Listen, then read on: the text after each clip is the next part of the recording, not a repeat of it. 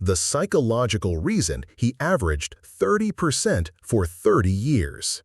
The year is 1992. Inside the offices of the Quantum Fund, a storm is brewing. Not a storm of chaos, but one of absolute, terrifying conviction. At its center is Stanley Druckenmiller, the lead portfolio manager. For months, he has been stalking an opportunity of historic proportions, an anomaly in the global financial system so profound it felt like a law of physics was about to break. The British pound was shackled to the German Deutschmark in a system that no longer made economic sense. Germany, reunified and facing inflationary pressures, was keeping its interest rates high, forcing Britain into a painful recession to keep its own currency artificially strong. Druckenmiller saw the truth. The system was unsustainable. The pound had to fall. He began shorting it, building a position worth billions. But for him, this wasn't enough. The logic was too clear, the outcome too certain. He walked into the office of his mentor, George Soros, and laid out the thesis. He didn't just want to maintain their position, he wanted to risk the entire fund on this single idea, to bet the farm.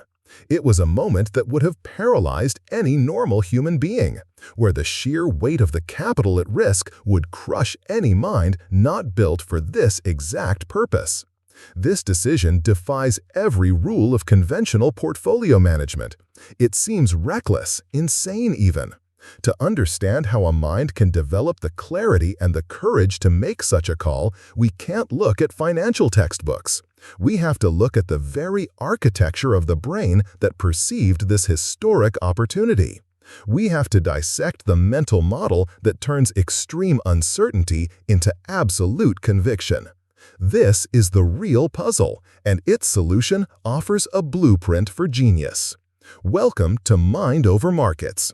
Our singular mission here is to move beyond the distracting noise of daily headlines and technical chart patterns and journey into the core operating system of true financial genius. We don't simply ask what Stanley Druckenmiller did on that fateful day with the British pound. We ask the far more important question of how his mind is architected to allow him to see the entire global chessboard in a way that others simply cannot.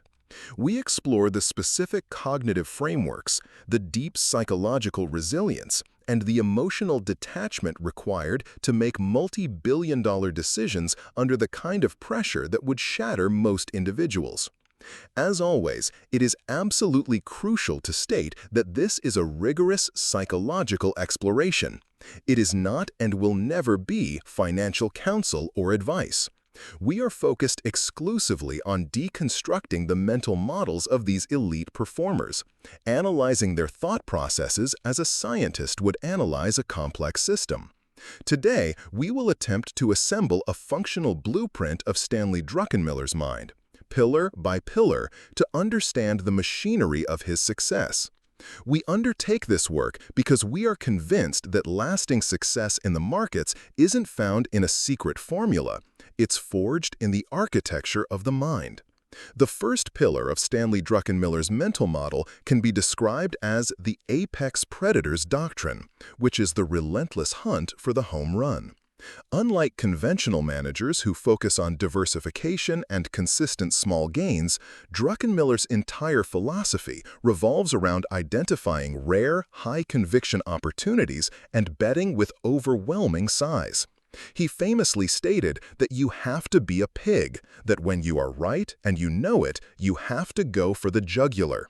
The foundational anecdote for this is, of course, the 1992 bet against the British pound. After building his initial multi-billion-dollar short, he presented the thesis to Soros. Soros called it brilliant but suggested they should bet even bigger. For Druckenmiller, this was the ultimate validation, leading him to risk the entire fund's capital. This wasn't about incremental gains. It was about leveraging a once-in-a-generation certainty for a generational return. This philosophy finds its contemporary resonance in the post-pandemic market landscape. While many investors nibbled at the emerging artificial intelligence trend in 2023, a Druckenmiller mindset would have identified NVIDIA as the single most critical choke point in the entire ecosystem. It would have meant building a massive, concentrated position, not a diversified basket of AI-related stocks, recognizing that true paradigm shifts create singular, monumental winners. This approach finds cross-disciplinary validation in military strategy, specifically the concept of Schwerpunkt, or the main point of effort, popularized by Prussian General Karl von Clausewitz. It argues that a decisive victory is achieved by concentrating overwhelming force at a single, critical point in the enemy's line, rather than spreading forces thinly across a wide front. The cognitive audit for this pillar is this. Look at your own portfolio or major life decisions. Are they structured to produce a series of small, comfortable wins, or are you preserving your capital and mental energy for the rare moment when you can achieve a decisive breakthrough? The second pillar is what we can call the syncretic mind, the fusion of macro, sentiment, and technicals into a single, cohesive worldview. Druckenmiller doesn't live in one camp. He's not just a macro investor, not just a chartist, and not just a student of market sentiment. He synthesizes all of them. He famously learned from his mentor George Soros that the price of a stock is not just a reflection of its fundamentals, but also a reflection of what people believe the fundamentals are. A foundational anecdote comes from his decision to short the Nasdaq heavily in late 1999. The macroeconomic picture showed a Federal Reserve tightening credit. The sentiment was at a peak of irrational exuberance, with taxi drivers giving stock tips. And the technicals showed a parabolic price chart that was clearly unsustainable. Any single one of these signals was powerful, but by fusing them, Druckenmiller saw a near-perfect setup for a historic collapse, a trade he rode to immense profit in the year 2000.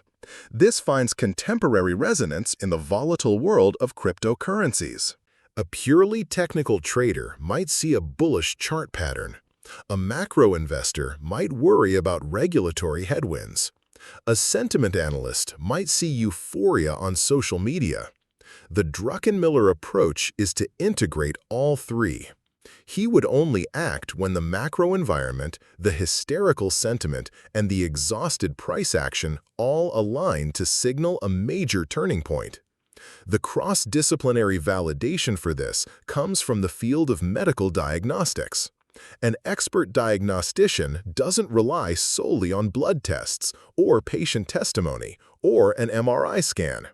They create a holistic picture by synthesizing all available data points to arrive at a diagnosis that would be invisible if looking at any single piece of evidence in isolation. So, the cognitive audit is this. When you analyze an opportunity, do you retreat into the comfort of your preferred style, be it fundamental analysis or technical charts? Or do you force yourself to build a syncretic thesis that incorporates data points that actively challenge your viewpoint? The third pillar is the principle of radical reassessment. This mental framework is built on the idea that there are no permanent gurus and no permanent theses. Druckenmiller's loyalty is not to an ideology or a past winner, but to the present reality of the market. He is famous for his ability to turn on a dime, a trait he considers paramount.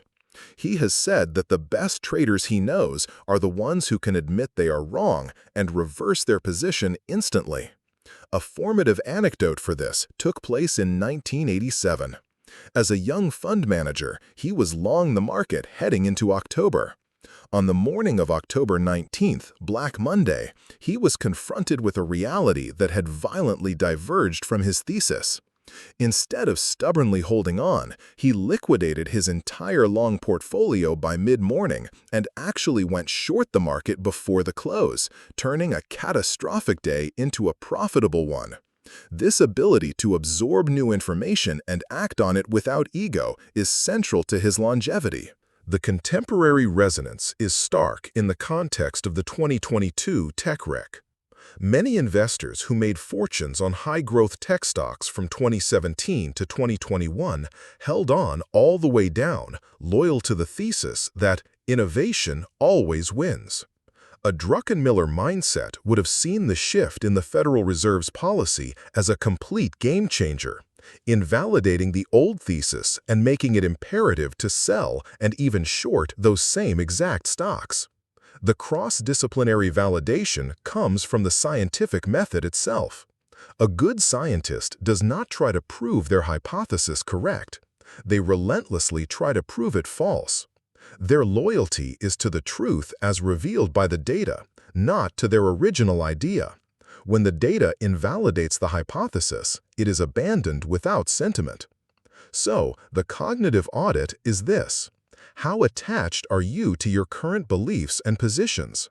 Can you identify, right now, the specific piece of new information that would cause you to immediately invalidate your most cherished thesis? The fourth pillar can be termed the firepower mandate, which reframes the concept of capital preservation not as a defensive move, but as an aggressive tactic. For Druckenmiller, the primary goal is not just to avoid losing money, but to ensure he has maximum capital, or firepower, available for when a true home run opportunity appears. Being fully invested in a mediocre market is, in his view, a strategic error because it ties up the resources needed for a decisive battle. A key anecdote illustrating this comes from his own descriptions of his process. He has often talked about periods of sitting on his hands, doing very little, and making only small returns. These quiet periods were frustrating for investors, but for him, they were essential. He was preserving his capital and his psychological clarity, waiting for the fat pitch. This wasn't passive defense. It was the act of a patient predator waiting for the perfect moment to deploy overwhelming force. His 30% annual return over 30 years was not made by earning 3% every month. It was made by having small losses or gains for long periods, punctuated by explosive gains when his firepower was deployed. In today's market, this resonates deeply. During the choppy, directionless markets of 2022 and 2023, many felt the need to be constantly trading, to always be in the game. The firepower mandate dictates the opposite. The correct strategy was to stay largely in cash, preserving capital and avoiding the mental exhaustion of 1,000 small cuts, thus ensuring maximum capacity to act when a new, clear trend like the AI boom finally emerged. The cross-disciplinary parallel is found in elite sports coaching. A championship team's coach doesn't exhaust their star players during meaningless regular season games. They manage their energy and health strategically, ensuring they are at peak physical and mental condition for the critical playoff moments that actually define the season. The cognitive audit for this pillar is as follows. Do you view cash as a non-performing asset, or do you see it as a strategic weapon, a call option on future opportunity that you are deliberately holding in reserve?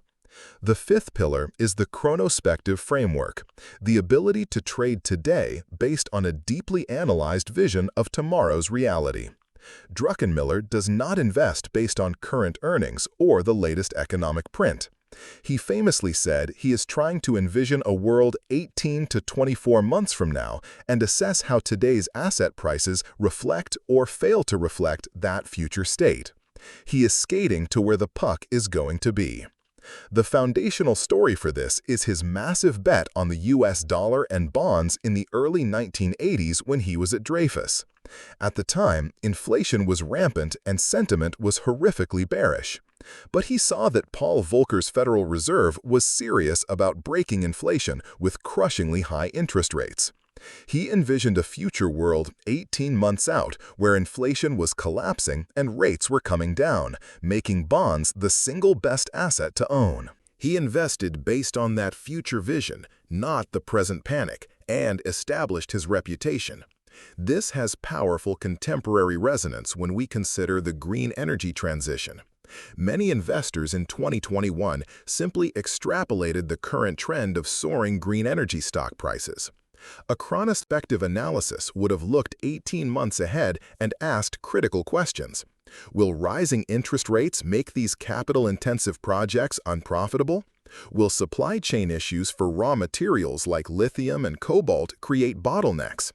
This forward-looking analysis would have signaled extreme caution long before the sector collapsed in 2022.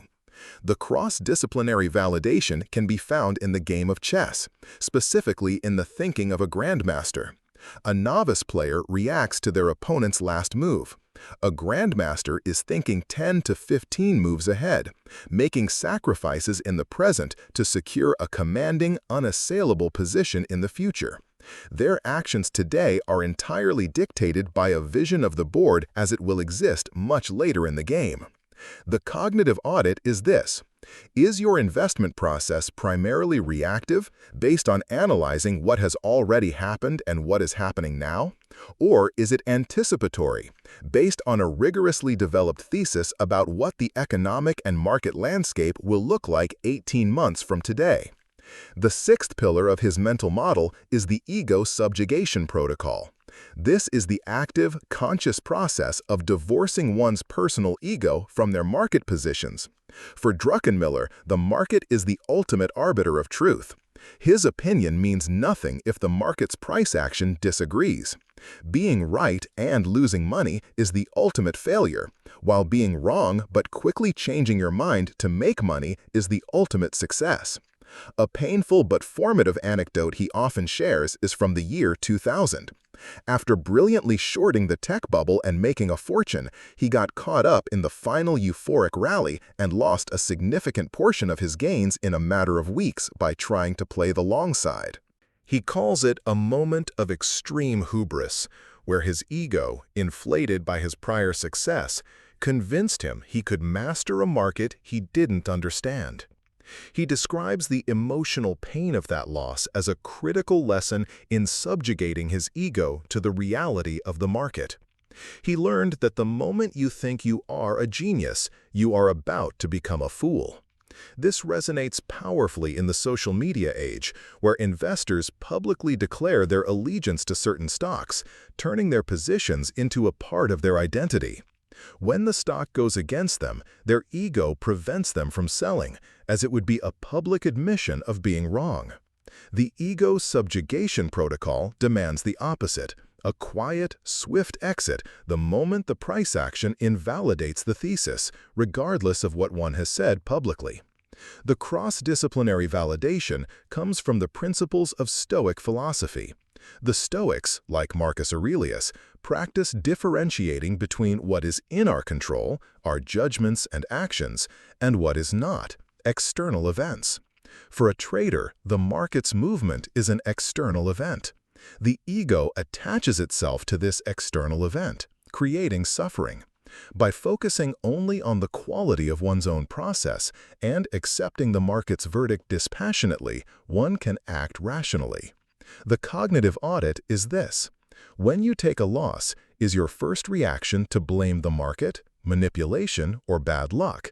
Or is it an immediate and unemotional reassessment of your own thesis, with a willingness to accept that you were simply wrong? The seventh pillar is what we can call the asymmetric bet imperative. This is the core principle of only taking risks where the potential upside massively dwarfs the potential downside. Druckenmiller is not looking for 50-50 coin flips, even if they have a slight edge. He is looking for situations where, if he is right, he wins by a factor of 5, 10, or even 20. And if he is wrong, he loses a small, predefined amount. His entire career is a string of carefully selected asymmetric bets.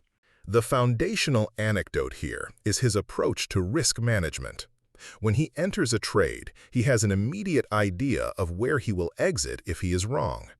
The initial loss is the known, quantifiable downside. He then only enters the trade if he believes the potential upside is a vast multiple of that initial risk. His famous bet on the fall of the Berlin Wall is a perfect example. He went massively long the German Deutschmark. His downside was limited, perhaps a few percent if the political situation reversed. But the upside, if Germany reunified and its economy boomed as he expected, was almost unlimited. It was a trade where heads he won a fortune, and tails he lost very little. This finds its contemporary resonance in the world of venture capital and biotech investing. The best investors in these fields know that most of their investments will fail, resulting in a 100% loss of that capital. However, a single winner can return 100 times the initial investment, paying for all the losers and generating enormous returns. They are masters of asymmetry. The cross-disciplinary validation comes from the barbell strategy proposed by author and thinker Nassim Nicholas Taleb. The strategy involves putting the vast majority, say 90%, of your capital in extremely safe assets, and the remaining 10% in extremely high-risk, high-payoff opportunities. This protects you from ruin while giving you exposure to massive, positive black swan events. It is a structural embodiment of asymmetry. The cognitive audit for this pillar is direct. Before you enter your next position, can you clearly articulate the ratio of your potential reward to your potential risk? If it is not at least 5-to-1, why are you taking the trade? The final pillar of Stanley Druckenmiller's mental model is the information arbitrage engine. This is the systematic process of building a unique mosaic of reality by seeking out information flows that other market participants ignore. He does not rely on mainstream Wall Street research or news headlines, which he believes are, by definition, already priced into the market. He cultivates a network and a process designed to give him an edge in understanding the world as it is, not as it is reported. A foundational story comes from his early days when he realized that tracking things like department store inventories or chemical shipping volumes could give him a real-time, ground-level view of the economy months before the official government data was released. He was creating his own leading economic indicators.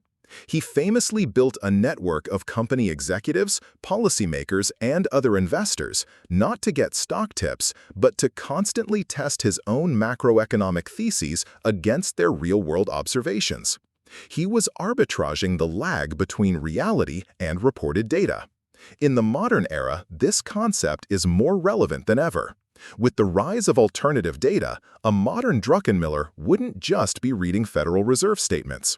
They would be analyzing satellite imagery of retail parking lots, tracking credit card transaction data, and monitoring software developer activity on platforms like GitHub to get a real-time pulse on consumer behavior and technological innovation. The goal is to see the future before it becomes the consensus.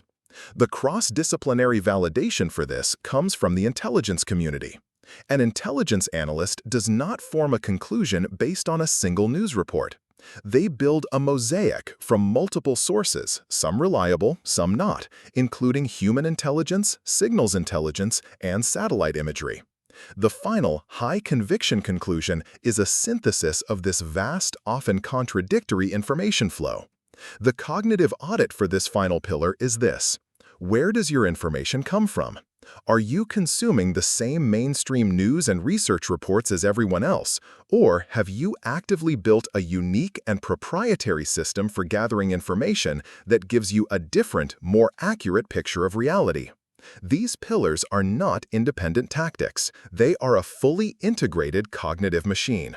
You see, the information arbitrage engine is the reconnaissance unit that identifies a potential opportunity. The chronospective framework then qualifies it, ensuring it aligns with a high-conviction vision of the future. The firepower mandate ensures the capital is ready and waiting, not tied up in mediocre ideas. Then and only then does the apex predator's doctrine get unleashed to go for the jugular, armed with the knowledge of the asymmetric payoff. This entire machine, however, would seize up and fail without the ego subjugation protocol and the principle of radical reassessment, acting as the system's governor, ensuring the machine is always aligned with market reality, not personal bias. Stanley Druckenmiller was not born with this mental model. It was meticulously constructed through decades of intense focus, painful mistakes, and a relentless commitment to intellectual honesty. So, as we conclude, look back at the pillars we've just deconstructed. Which of them, if you were to genuinely build it into your own thinking process, would create the most profound shift? The point where you feel the most resistance is often the starting point for the most significant growth. Share your insights in the comments below. If you are committed to moving beyond simple tips and tricks and are ready to begin the serious work of building a more robust mental architecture for navigating the markets, then subscribe and join our community of dedicated thinkers. Remember, success in the markets isn't found in a secret formula. It's forged in the architecture of the mind.